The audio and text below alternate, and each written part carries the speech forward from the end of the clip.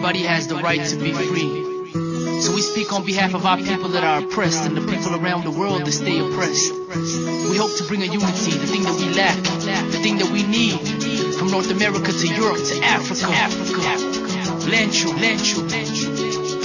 Abdishakur.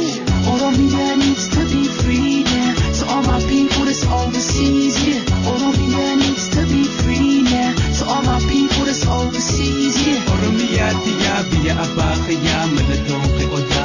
Oromiyaa tiya biya abakaya manatong oda.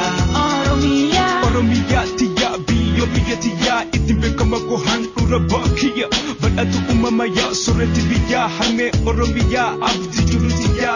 Tanata adunya goret si ume iga siti fananu jiratu harme bela ukubani su wala lumamote abadu jirata laniste magarte. Oromiyaa aras bilisuma. Oromiyaa boros wala puma. Oromiyaa aras bilisuma. Oromiyaa boros wala puma.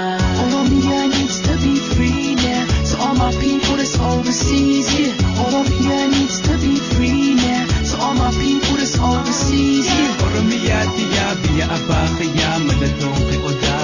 Oromiyaa tiya biya abakaya manatong oda. I dream about it, think about it.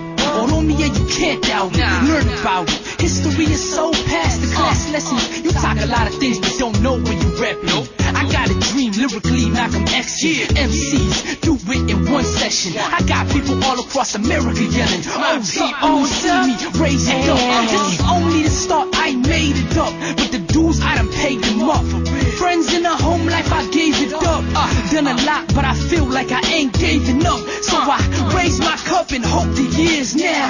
With music that turns tears to smack. From Europe to North America, right back home to Africa. Come on. Oromiyaa needs to be free now. So all my people that's overseas, yeah. Oromiyaa needs to be free now. So all my people that's overseas, yeah. Oromiyaa tiya biya abakaya manatong oda.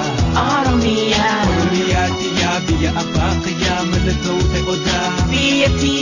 Tapi kemudian kena magamachisa kabanya umatilaf tike soresa harme Oromiyaa hokayu amesa isi baru feta si fin himabika hanga tulalitu tamba Afrika biyeto Oromiyaa ya bide jalala adan sapaketi bayena matola biyeto diratu anisinimbona. Oromiyaa tiya biya abakaya malatong oda.